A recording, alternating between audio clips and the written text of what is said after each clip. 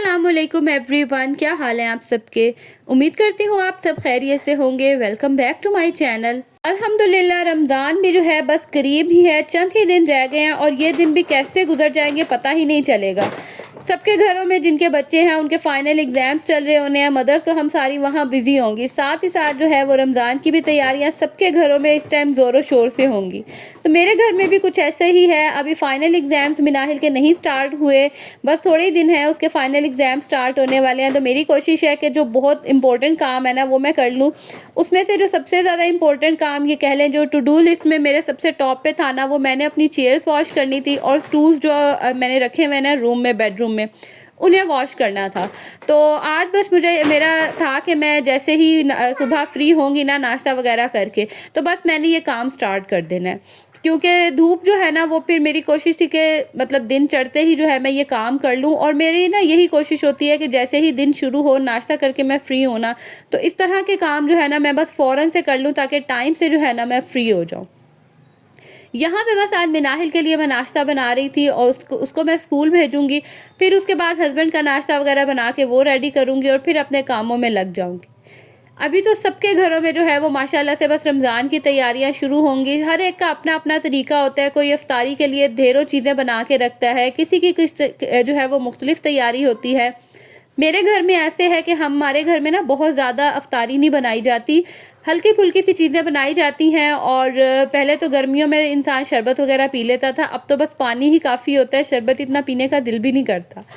तो बस फिर हम सब नमाज़ पढ़ते हैं और उसके बाद ना फिर हम खाना ही खाते हैं, मतलब बहुत ज़्यादा एहतमाम नहीं होता। हाँ, अगर कोई आया हुआ हो या अगर किसी की इफ्तारी हो या जुम्मे वाले दिन जो है ना फिर मैं ज़रा इफ्तारी थोड़ी बनाती हूँ ताकि बच्चे जो है ना बड़े शौक़ से फिर खाते हैं।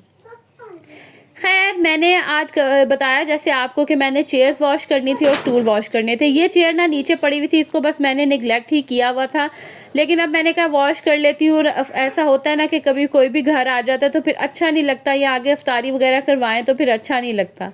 तो बस यहाँ पे आपने देखा होगा कि पानी में मैंने पहले सर्फ़ डाला है और उसमें मैंने वही लिक्विड डाला है और उससे पहले अच्छे से मिक्स कर लिया। इस तरह क्या होता है कि ना साफ़ करना बहुत ईज़ी हो जाता है। अगर इसके ऊपर ही मैं सर्फ़ और लिक्विड डाल दूँ ना तो वो मतलब जितनी देर में मैं इसमें पानी डालूँ ये गीला हो तो वो सारा इधर-उधर गिर जाता है और सही से वॉश नहीं होता। इस तरह मैं इसके ऊपर पानी डालती जाऊँगी, जितनी देर में ये जो ऊपर कपड़ा वगैरह है ये वेट होगा ना, आपने देखा होगा कि कैसे जो है ना वो सारी डस्ट उसमें से निकलना शुरू हो गई है। और ये चेयर ना बहुत ही ज़्यादा गंदी हो रही थी, क्योंकि ना सर्दियाँ थी, वॉश ही नहीं हुई थी और उससे पहले ये नीचे पड़ी हुई थी और बड़ी रफ़ एंड टफ़ यूज़ हो रही थी। इसका हैंडल के साथ आगे क्या हुआ है वो भी मैं आपको बताती हूँ। चेयर मेरी फाइनली वॉश हो गई थी और यकीन करें इतनी मेहनत लगती है ना। यहाँ पे मैंने मिनाहिल को भी साथ लगाया हुआ था, ये स्कूल से आ गई थी ना, और साथ साथ उसको मैं कह रही थी बस इसमें से पानी निकालो ताकि जितना मैक्सिमम पानी है ना वो ड्रेन हो जाए। दूसरी तरफ बस मैं ये स्टूल्स भी ले आई और इनको पहले पानी मैंने इसके ऊपर डाल के अच्छे से वेट किया। जब ये गीले हो जाते हैं ना तो फिर साफ़ करना बड़ा ईजी हो जाता है।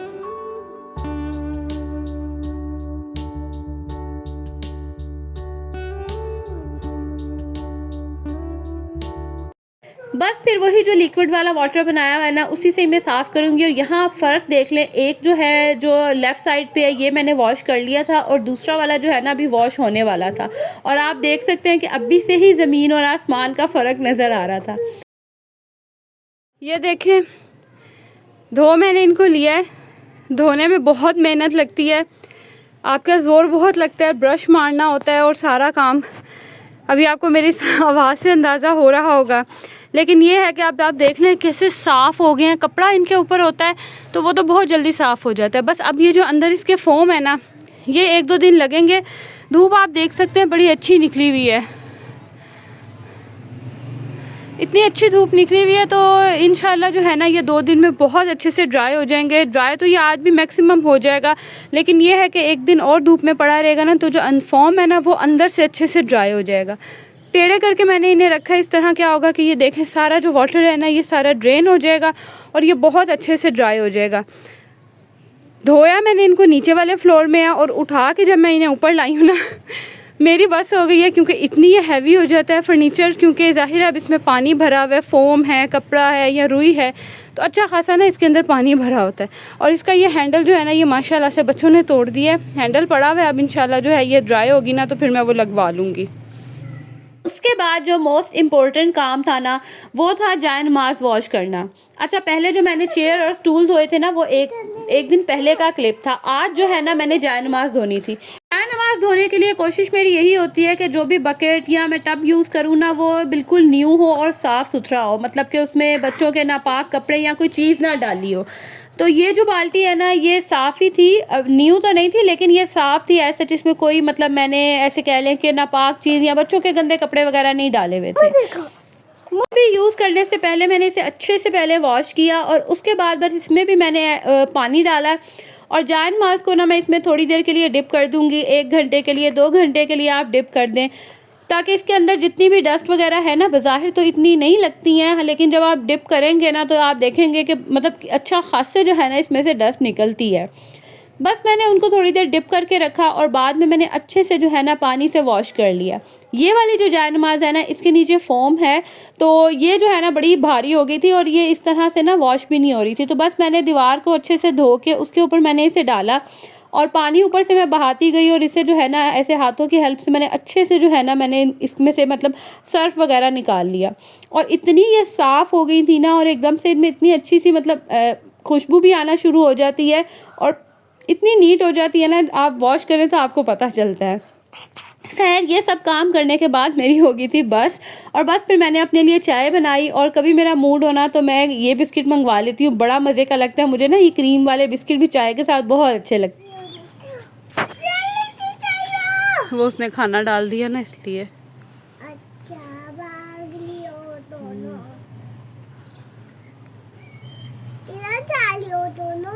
ओह ये ना शाम का टाइम था, मैं और मुस्तफ़ा ऊपर आए ना जाए नमाज़ देखने के लिए कि सूखी हैं कि नहीं। तो ये ना हमारे सामने जो आपको रूफ़ नज़र आ रही होगी, यहाँ पे ये आदमी ना इनको डालता है खाना वगैरह। तो ये इतनी नीचे आई हुई थी और हम देख के बड़े एक्साइटेड हो रहे थे। खैर, खाने में आज मैंने बनाया थे शलजम की भुजिया और ये इतनी मज़े की बनी थी ना, मैं बहुत कम बनाती हूँ।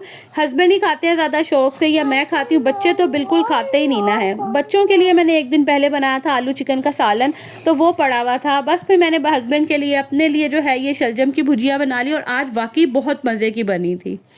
अब जैसे मैंने पहले आपको बताया कि बच्चे तो ये खाते ही नहीं हैं, और कभी उनका मूड होगा तो वो एक दिन पहले पड़ा हुआ सालन खा लेते हैं, कभी वो भी नहीं खाते।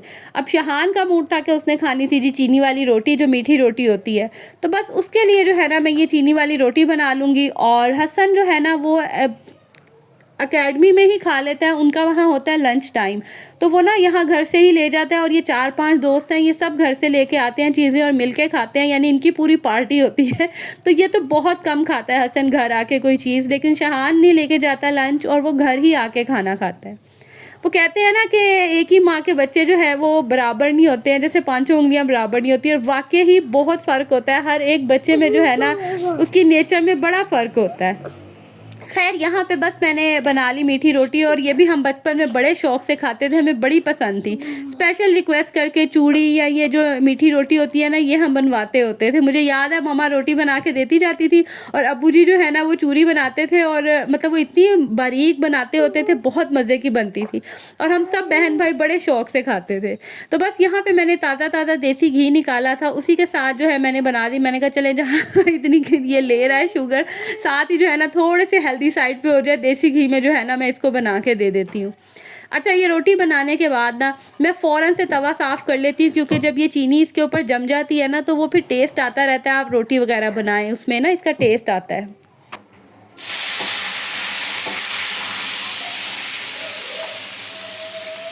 गरम गरम तवा धोने की जो आवाज़ आती है ना, ये इतनी को सेटिस्फाइंग लगती है ना मुझे तो बड़ा ही मज़ा आता है। अच्छा, मैं आपको बता रही थी कि मैं ना इस तरह की कोई चीज़ बनाऊँ ना, तो मैं फ़ौरन से तवा वॉश कर लेती हूँ। गरम गरम होता है तो इसके ऊपर जितने भी ये शुगर वगैरह होती है ना, ये सारी रिमूव हो जाती है। अदरवाइज़ अगर इसको वैसे ही रख देना तो ये गंदा हो जाता है और फिर साफ़ भी नहीं होता। बस यहाँ पे फिर मैं इसको धो के रखूँगी, और साथ ही साथ जो है ना, वो बाकी सारे बर्तन समेटूँगी, और रात को जो है ना फिर इकट्ठे सारे बर्तन धोऊँगी। सो दिस इज़ इट, ये था मेरा आज का व्लॉग अच्छा लगा हो तो प्लीज़ लाइक एंड शेयर, और साथ ही साथ बेल नोटिफिकेशन भी ऑन कर लें, ताकि हर आने वाली वीडियो आपको मिल जाए। और आपके घरों में कितनी जो है वो रमज़ान की तैयारियां होंगी, मेरे साथ ज़रूर शेयर कीजिएगा। हो रही है या नहीं हुई, मुझे ये ज़रूर बताइएगा। मिलूँगी अगली वीडियो में। अल्लाह हाफ़िज़।